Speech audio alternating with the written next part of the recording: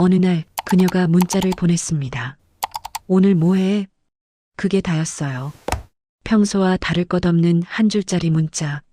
근데 그 문자를 보내기까지 그녀는 10번을 쓰고 10번을 지웠습니다. 보낼까 말까? 보내도 되는 걸까? 이게 맞나? 결국 보낸 그 문자에 답장은 다음 날 아침에 왔어요. 별로 없는데 왜? 그녀는 그 문자를 읽고 잠깐 화면을 바라봤습니다. 그리고 핸드폰을 내려놨어요. 아무 말 없이. 이 장면이 낯설지 않은 분들이 있을 겁니다. 혹은 지금 이 순간 이게 내 이야기일지도 모른다는 생각이 드는 분들도요. 오늘 우리가 이야기할 건 그 순간 이후에 벌어지는 일들입니다. 여자가 사랑을 놓기 직전에 하는 행동들. 근데 시작하기 전에 한 가지 먼저 짚고 싶은 게 있어요. 많은 사람들이 이렇게 생각합니다. 놓기 직전이면 뭔가 신호가 있을 거야. 화를 내거나 울거나 싸우거나. 근데 실제로는 그렇지 않은 경우가 훨씬 많아요. 오히려 조용해집니다. 이상할 정도로. 그 조용함을 상대가 요즘 괜찮아졌나 봐라고 읽는 동안 그녀의 내부에서는 전혀 다른 일이 일어나고 있어요. 여기서 많은 사람들이 놓칩니다. 사랑이 식는 건 폭발처럼 터지는 게 아니라 아주 천천히 조용히 빠져나간다는 걸. 첫 번째 행동입니다. 그녀가 설명을 멈춥니다. 예전에는 하루에 있었던 일을 하나하나 얘기했어요. 오늘 점심에 뭘 먹었는지, 직장에서 무슨 일이 있었는지, 별것 아닌 것들을. 근데 어느 순간부터 그 이야기들이 줄어들기 시작합니다. 처음엔 티가 안 나요. 오늘 좀 피곤해서 하고 넘어가니까. 근데 그게 하루가 되고 이틀이 되고 어느새 그녀의 하루가 상대방한테 보이지 않게 됩니다. 왜 설명을 멈추는 걸까요? 설명을 해봤자 달라지는 게 없다는 걸 그녀가 어느 순간 배웠기 때문입니다. 이야기를 꺼내면 흘려듣거나 화제가 바뀌거나 그래서 결론이 뭔데? 하는 말을 들었거나 말하는 게 의미 없다는 걸 학습한 거예요. 이걸 이해하면 상황이 다르게 보입니다. 침묵이 그냥 조용한 게 아니라 포기의 축적이라는 걸. 두 번째 행동. 그녀가 혼자 해결하기 시작합니다. 예전엔 뭔가 힘든 일이 있으면 제일 먼저 상대방한테 연락했어요. 나 오늘 좀 힘들었어. 근데 이제는 그 연락을 안 해요. 친구한테 하거나 아니면 아예 혼자 사귀거나. 바깥에서 보면 요즘 독립적이 됐네 하고 보일 수 있어요.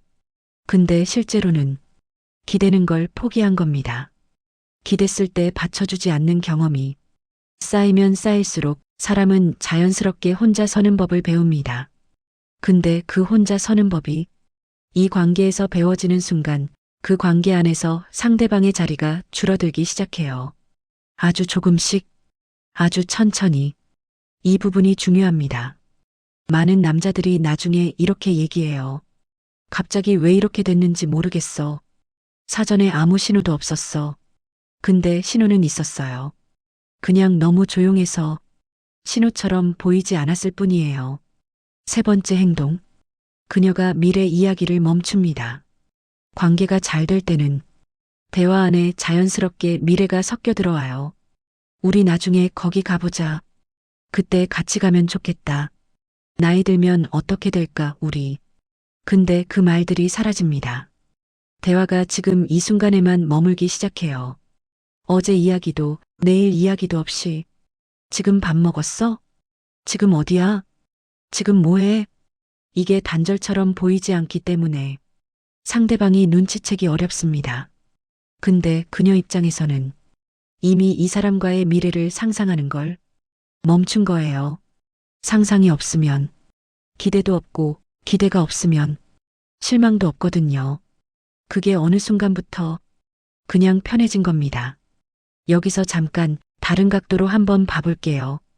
이 행동들을 보면서 그러면 왜 그냥 말을 안 했을까라고 생각하는 분들이 있을 거예요. 그 생각은 이해가 돼요. 근데 말을 하지 않은 게 아니에요. 말을 했는데 들리지 않았거나, 말을 했는데 바뀌지 않았거나, 말을 할 때마다 더 힘들어졌거나, 그 경험들이 쌓이면 사람은 말 대신 거리를 선택합니다. 그게 더 안전하다고 느끼게 되니까. 네 번째 행동. 그녀가 화를 안 냅니다. 이상하게 들릴 수 있어요. 화 안 내는 게 왜 문제야? 근데 연애에서 화를 내지 않게 되는 순간이 두 가지가 있어요. 하나는 관계가 안정돼서 싸울 게 없는 경우, 다른 하나는 싸워봤자 의미 없다고 생각하게 된 경우. 그리고 놓기 직전에 오는 건 대부분 후자예요. 전엔 작은 일에도 서운하다고 했어요. 늦게 연락한 것도, 약속을 잊은 것도, 말투가 걸린 것도. 근데 이제는 그냥 넘어가요. 조용히. 이걸 상대방이 성숙해졌다고 읽는 동안 그녀는 그냥 더 이상 기대를 안 하게 된 겁니다. 싸운다는 건 아직 뭔가를 바라는 거예요. 바라는 게 없으면 싸울 이유도 없거든요. 여기서 많은 사람들이 놓칩니다. 고요함이 편안함의 증거가 아닐 수 있다는 걸. 다섯 번째 행동. 그녀가 혼자 있는 시간을 늘립니다. 갑자기 취미가 생기거나 혼자 여행을 가거나 친구들을 더 자주 만나거나. 이게 관계와 상관없는 것처럼 보이죠. 근데 이건 자기 자신을 다시 찾는 작업이에요.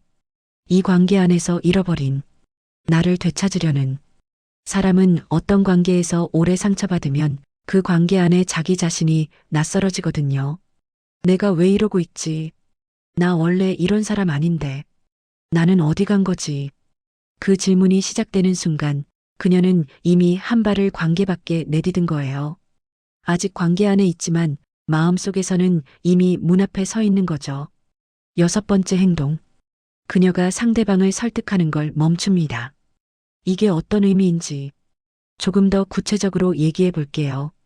관계 초반엔 뭔가 어긋날 때 서로를 이해시키려고 해요.